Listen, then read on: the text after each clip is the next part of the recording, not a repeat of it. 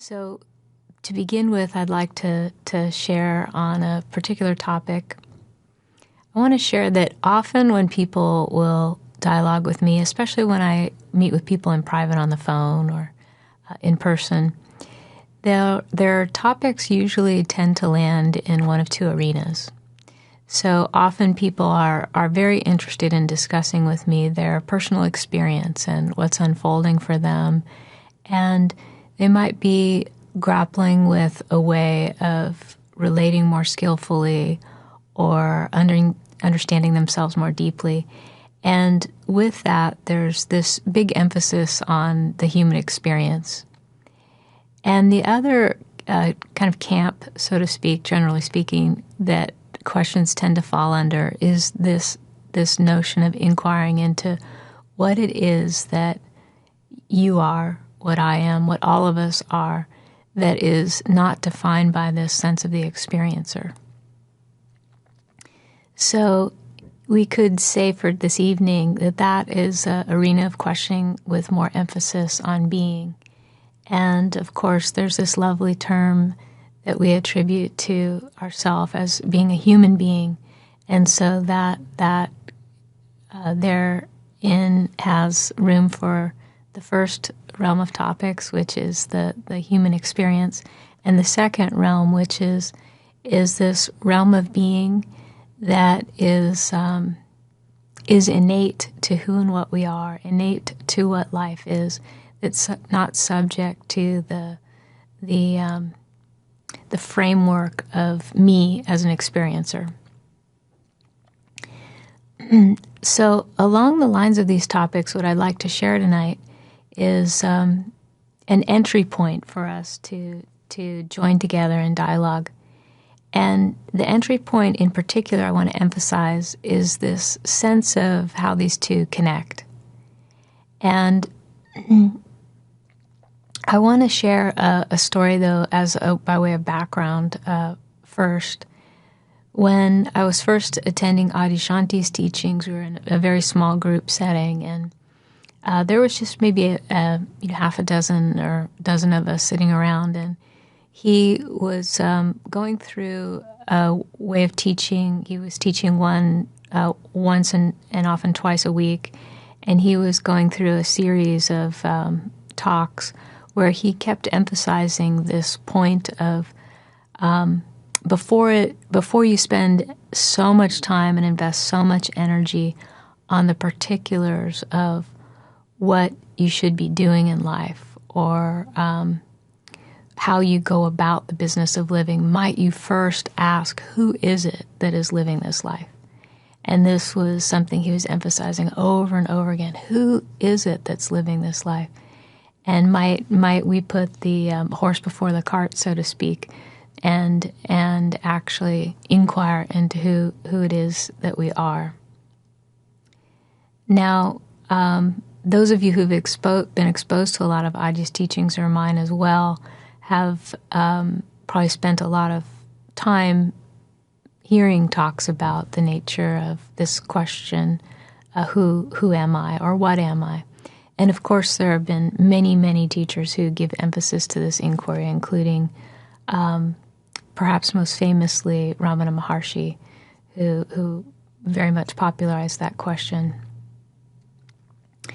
So tonight, I'm just going to set that subject aside because I know there's a lot of resources for that, including a whole talk that I gave myself that's available online at our website called Who Am I Revitalized, which is an entire talk focusing on different ways that can be transformative ways of engaging that inquiry question.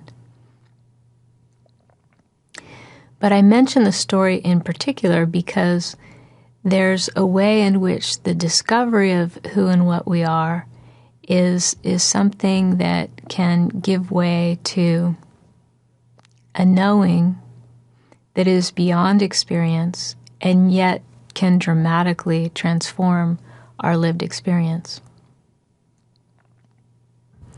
The question can deliver you to a perspective in which the experiencer is no longer predominating at the center of experience. And yet experience still continues as we are in this human body with this mind body and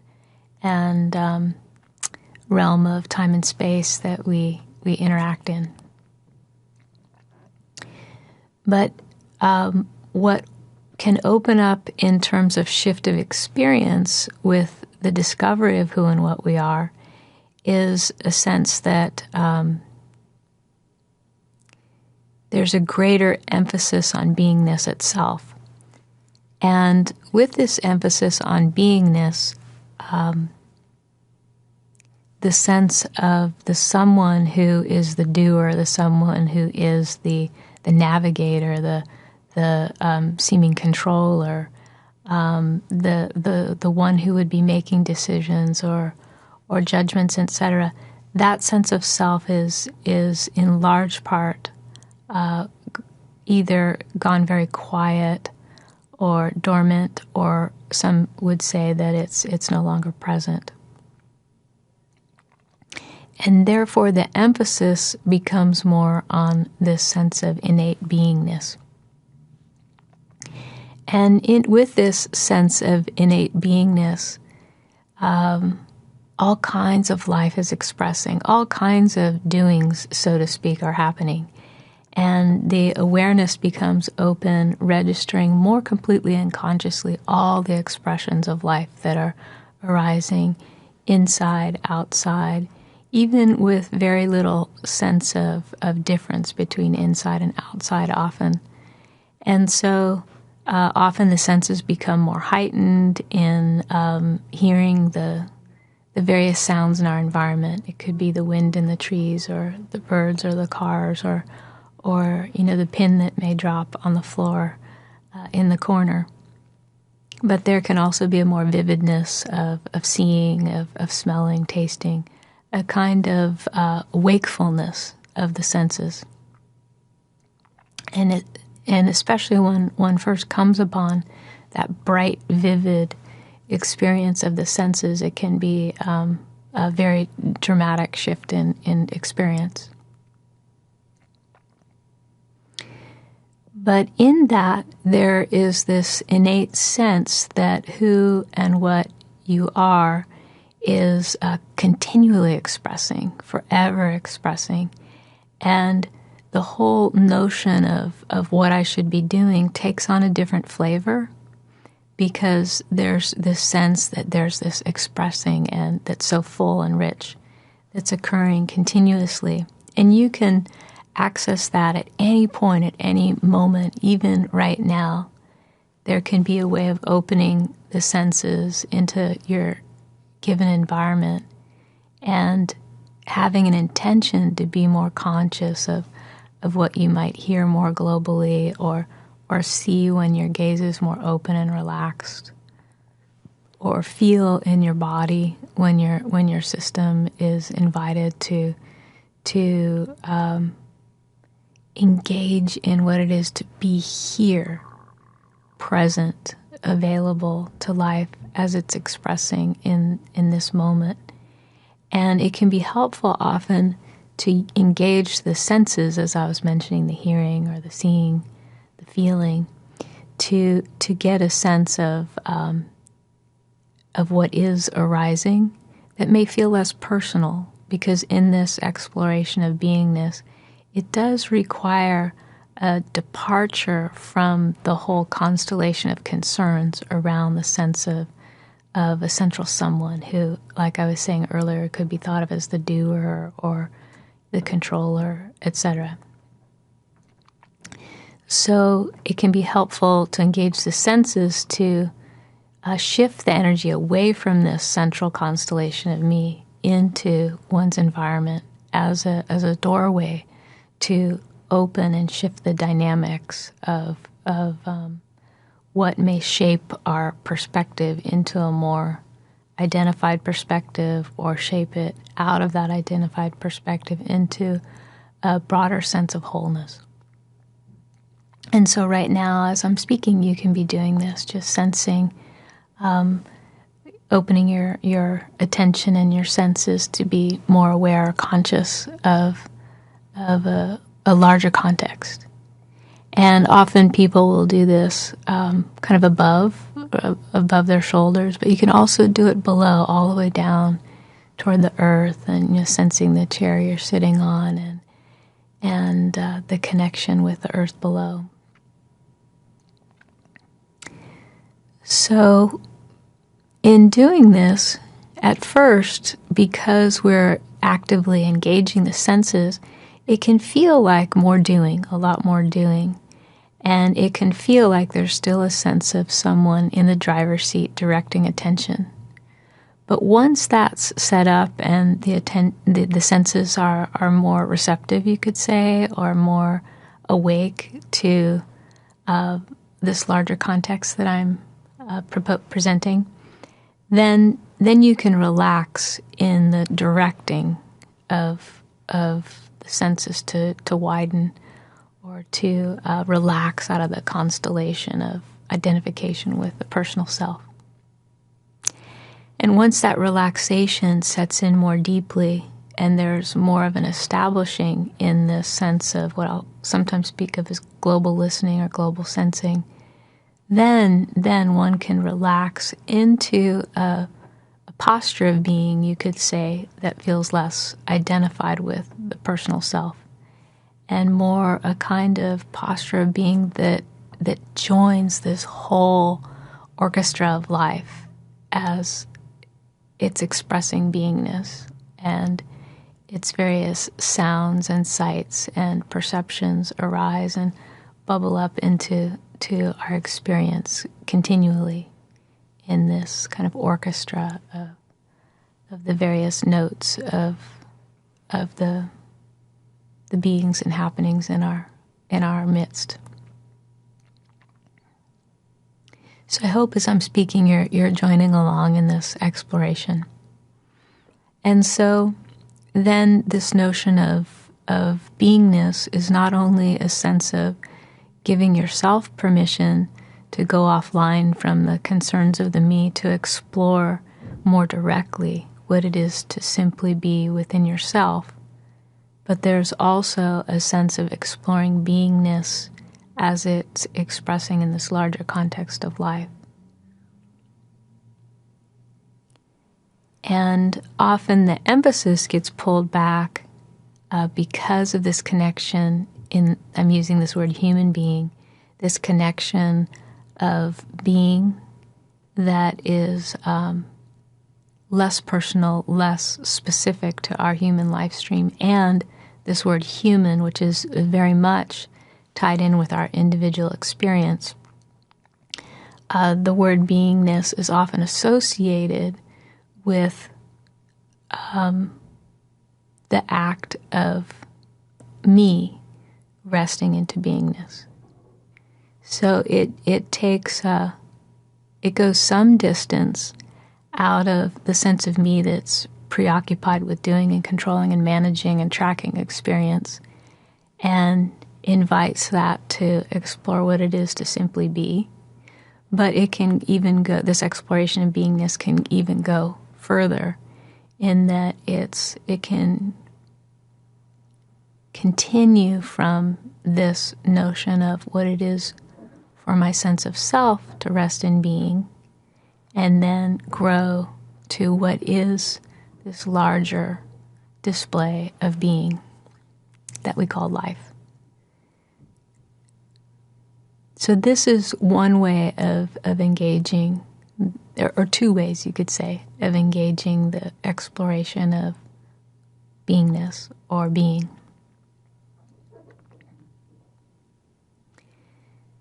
Now, when these are explored, there can also be a continual resting, just like I was speaking about the stage of inviting the energies to loosen from a sense of identification, control, doing, managing, to rest into being with respect to this feeling of I am resting in being. That's like a one step often, the first step. Then there's this second step of opening to this larger context of being, and then there can be a further resting in that. So a sense of opening to this manifold expressions that I'm calling this orchestra of life, expressing as this moment.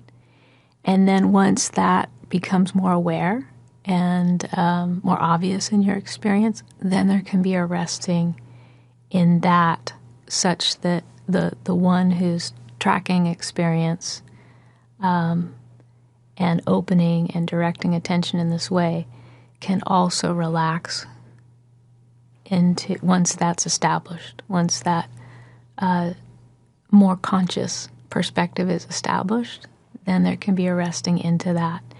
And then even the sense of the one at the center of experience who would be following these steps, that notion of the doer or the one that's directing attention, even that can be invited to come to rest and to take a vacation or a permanent vacation, you'll see.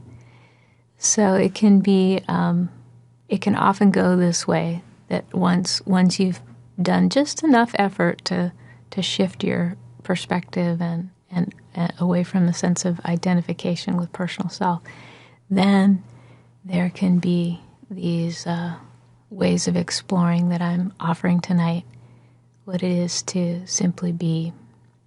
And then to, as even the center of one's personal self or the director of attention becomes more and more quiet, it can even go from what it is to simply be to what it is to be beingness itself.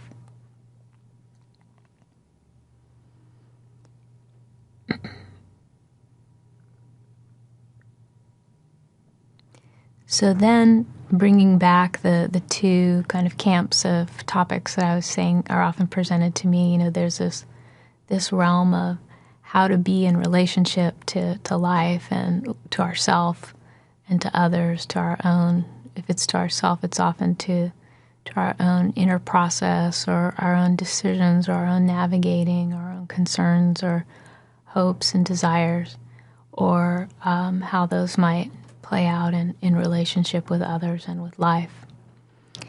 And then there's this realm of exploring what is it that we fundamentally are that, in a sense, precedes all of these concerns and yet is present for all of this unfolding of this particular human life stream. And so coming back to these topics, if we were to take what I've been establishing tonight as this exercise in resting into being and resting into a sense of beingness itself, that I would consider an exercise that speaks more to this realm of questioning, which is, what is it that we fundamentally are that is not tied to the particulars of my experience or my life? What is it that we essentially are that's not owned by any one of us and yet expresses us each and every life form? So I've spent a little time guiding you into exploration of this sense of beingness and speaking to this camp of questions, you could say, or interests, spiritually speaking. Now I want to come back to this other arena of interests, this arena of how to be with, you could say, how to be with myself, how to be with my thoughts, my feelings, how to be with others, how to be with life. And often what happens is when people entertain this whole realm of questioning how to be with, there's an automatic insertion of this sense of I as the driver of my life. And this is what I really want to speak to tonight, is the exploration of what it is to be with from a sense of your nature that is resourced, you could say, in beingness itself, or has knowledge, self-knowledge of beingness itself. So if you walk away with anything from tonight's broadcast, that's the exploration that I'd love for you to really zero in on in the days and time to come, is this noticing within yourself when you have a juncture where you're become curious about how to be with, fill in the blank, myself, something occurring within myself or with others. Can you, in that moment, at least occasionally, try on for size to begin with occasionally, and then it may grow in your experience. But to begin trying on, what is it to wonder about that juncture of navigation or those decisions or those ways of relating, not from the perspective of me that may take it as a, sometimes even very in a very weighty way, like as a weight upon one's shoulders to have to figure out how to navigate life. Is it possible to lift that off and lay that down in beingness, you could say, or just lay that down, period, and have a sense of what it is to then again rest back into this sense of being, and to rest as this sense of beingness, as the doer and navigator and sense of personal self is invited to rest out of the center of experience, and then perhaps to bring back in what you're curious about in the realm of inquiry as far as how do I be with? And by bringing that back in, there's different ways that you can have this sense of your knowledge and knowing of beingness inform that curiosity about how to be with. And what I like to propose as an option that's often helpful is, what is it like to not necessarily try to answer the question of how to be with, but just give it room or space to be present in that sense of resting in beingness. So some people like to give this an image. Maybe they'll be sitting in meditation and resting in a sense of our nature as beingness, and then they may just bring this curiosity in and set it on their lap, so to speak. Or it can be internally. You can open a space in your heart, especially if it feels something largely emotional or just very dear and precious. You know, sometimes you can imagine just opening and clearing this sanctuary of your heart and just bringing that inquiry or curiosity about how to be with, and just having it be allowed to rest in that open heart space. Or you can imagine it just coming to rest here, as though energetically resting on your lap.